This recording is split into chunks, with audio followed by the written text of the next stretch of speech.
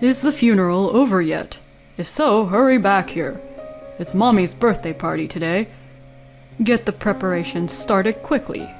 Well, now that your parents are no longer here, you can fully devote yourself to serving my parents. This is exactly why I find Daddy's girls so troublesome." These were the words spoken to me by my husband on the day of my beloved father's funeral, after he passed away in a car accident. My anger overwhelmed my sorrow, and I decided to seek revenge on this man. With a face wet with tears, I headed towards my in-laws' house and vigorously placed the birthday cake on the table. A few minutes later, the cake melted and collapsed in a fierce blaze. My name is Julia. I'm 33 years old. I met my husband Kevin at a matchmaking party that a friend invited me to. We have been dating for a year and just got married half a year ago. But I already regret this marriage. There's of course a reason for this. Hey Julia, isn't the meat ready yet? You're a butcher's daughter, why are you so inefficient? Sorry everyone, my wife isn't very efficient, he said, grinning and playing the role of the domineering husband in front of his friends and their families from his student days. If you feel that way, why don't you help out a bit? I whispered back to him irritably. There are things we're good and not good at. You're a butcher's daughter, so you must be good at handling meat. I'm letting you look good, you know. Are you stupid? Being good at grilling meat? My boastful husband suddenly decided to host a barbecue. Now, I'm grilling meat non-stop for over 10 people. Why did this happen? My family has something to do with it. My family has been running a butcher shop in the next city since my grandfather's time. Currently, my father is running the shop with my brother and a few part-timers. My mother passed away due to an illness when I was young, but my father filled her absence with his love, so I rarely felt lonely. Thanks to our community-based customer service, our shop is reasonably successful, and we've even been featured on local TV a few times. When my husband's friend found out at a drinking party that I was the daughter of the shop owner, he told my husband that he was envious. At that point, without consulting me, my husband decided. Oh, then let's have a barbecue at our place next time. I'll let you eat as much meat as you want. Of course. I was furious. Why would you decide to do something so big on your own? Eat as much as you want? Our shop isn't all you can eat. And how are you going to barbecue in a rented apartment with no yard? Do you want to burn down the house? I let loose at my self-centered husband. Even he seemed to realize that he'd messed up. Well, I was drunk and I can't back out now. I've got my pride, you know. Could you ask your dad for me? Just this once, please? Seeing him put his hands together in front of his face and beg, I reluctantly agreed. All right, but just this time, okay? I regretted my decision as I asked my father to prepare enough meat for everyone. That day I was feeling down for the morning. That's because I had assumed we'd be having the barbecue at a facility near our house, but... We're having barbecue at my parents' house, my husband said, and I felt like I was about to collapse. That's because... You made it. It's been years since we've had a barbecue in the yard. I was so excited that I even worked hard cleaning up the yard, she said, completely ignoring my presence and greeting only her son. She was Mary, my mother-in-law. From the start of our marriage, I'd always had a hard time with... No, I hated this woman. I don't know if she was lonely because her only son got married, but she's openly hostile towards me. It's like she's a woman who's had her lover stolen away, and I find it creepy. And there's something that I find downright disgusting. We would have done the yard cleaning if you'd said so. You just recovered from a backache, so be careful. But thank you, Mommy, my husband said, sending shivers down my spine. Before we got married, my husband used to call his mother Mom. But after we got married, he started calling her Mommy. He must have been hiding it. I wish he had kept it hidden forever. The word Mommy, coming from a man in his mid-30s, has a particularly creepy ring to it. Like me, my husband also lost his father to illness. At the matchmaking party, he said, I can only be grateful to my mother for raising me alone. I was attracted to that filial side of him. However, after getting married, he often goes out for meals without me, saying, I'm going to have dinner with Mommy for the first time in a while on the weekend. He was what you might call a mama's boy. Mary, perhaps, pleased to be cared about by her son, looked at me with a triumphant face.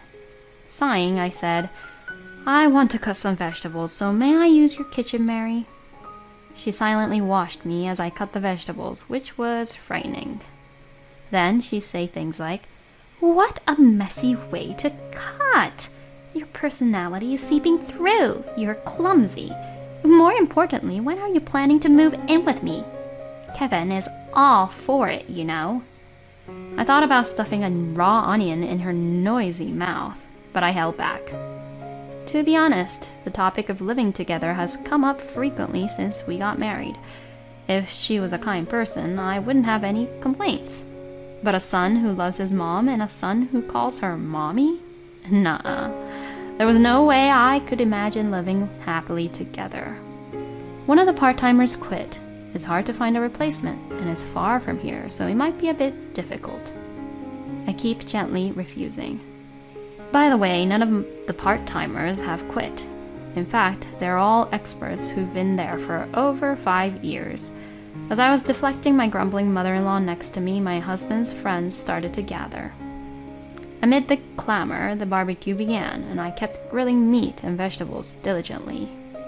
Come on, Julia, hurry up and grill the meat, he commanded. Even his friends were more considerate, saying, Hey, Kev, you should take over for a bit. Julia hasn't eaten anything since we started. Actually, I'll take over. The meat is really delicious. Thank you. My dad would be happy. I responded with a smile, but my husband was glaring at me. In the end, I only got to eat a few pieces of meat and spent the rest of the time sweating and grilling non-stop. I asked Kevin to switch with me several times, but he'd say things that made no sense, like, You're better at it, so you do it. With the matter of Mary and now this, my anger was on the brink of peaking. Several hours later, as we were tidying up, my husband said, Hey, Julia, what was up with you today? Don't flirt with my friends. What? As far as I was concerned, I was simply being polite and friendly to them. However, it seemed he didn't like me being all smiles. With my silent response to his ridiculous comment, Mary, grinning, said, She's a butcher's daughter, after all. She must be a carnivore. Kevin, be careful.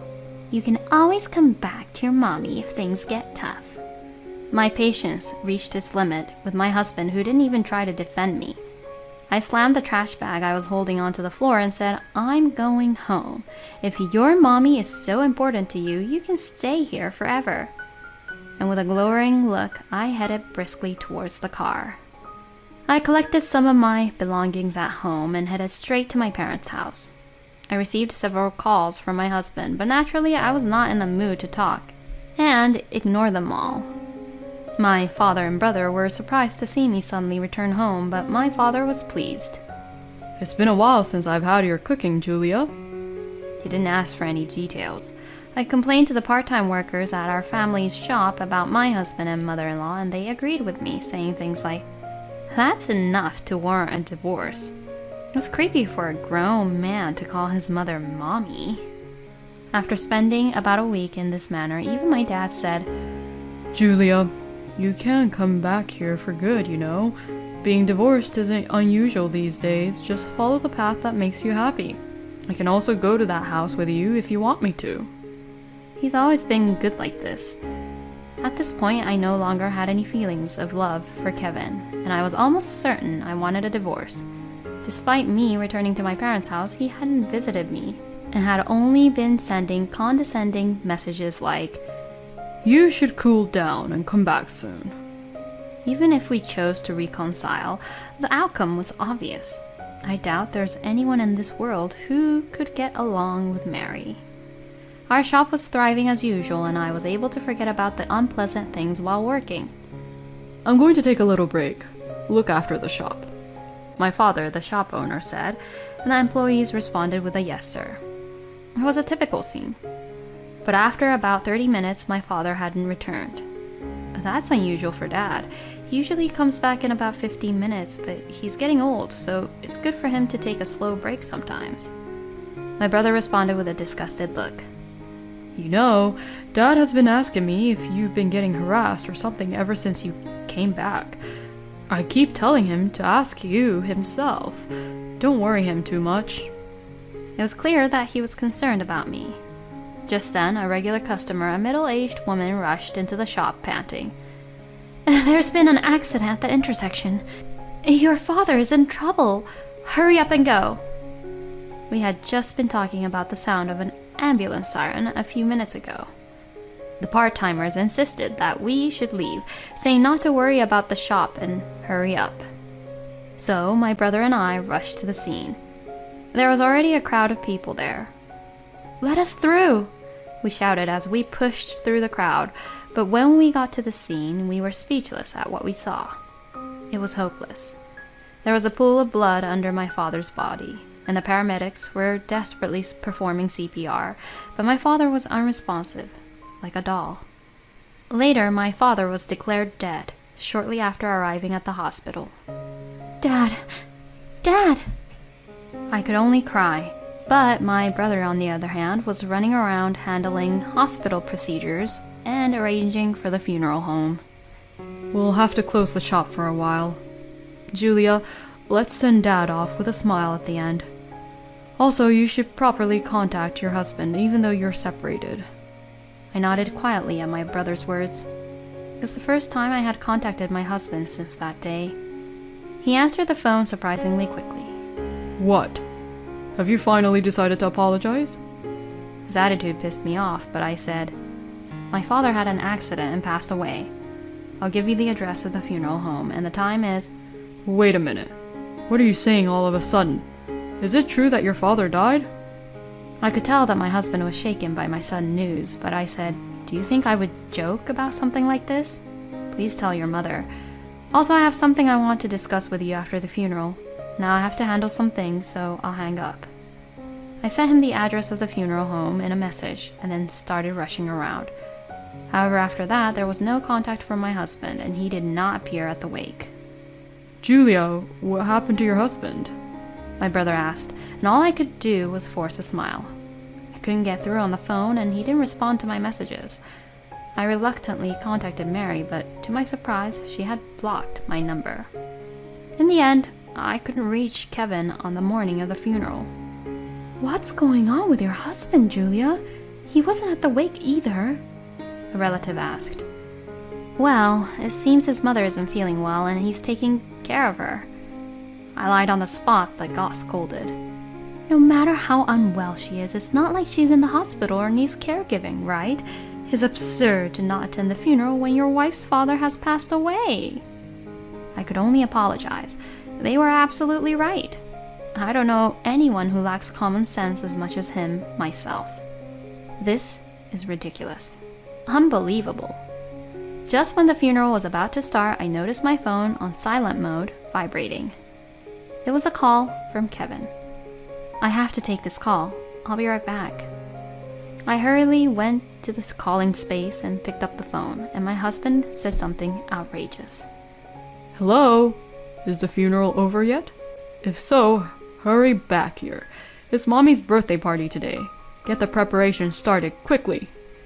Well, now that your parents are no longer here, you can fully devote yourself to serving my parents.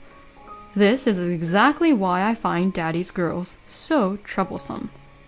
Without any apology to me, my husband chattered away cheerfully, which infuriated me. A birthday party?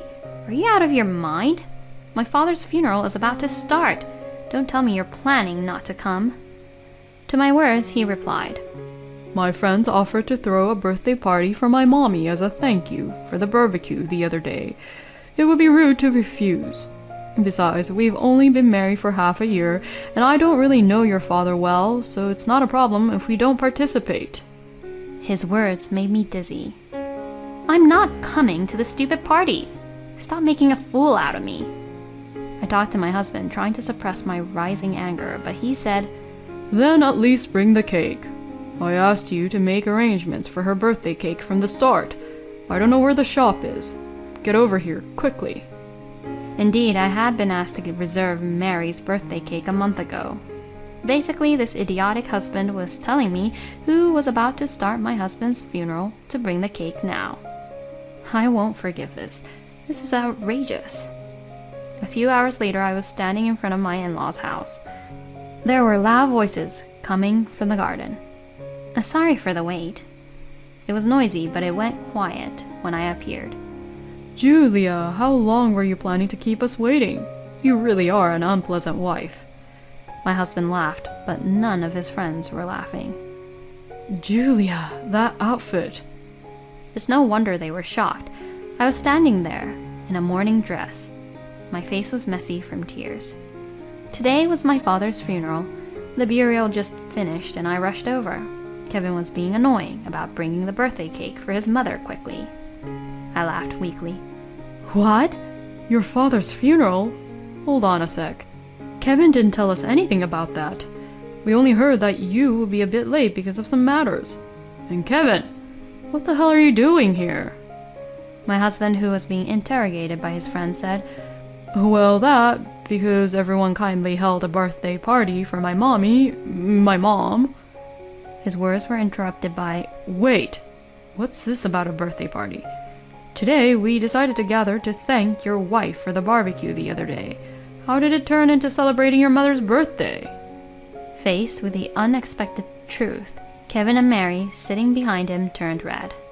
What a couple of fools. Well, but... Unable to think of any excuse, his words and voice became fewer and smaller until they couldn't be heard.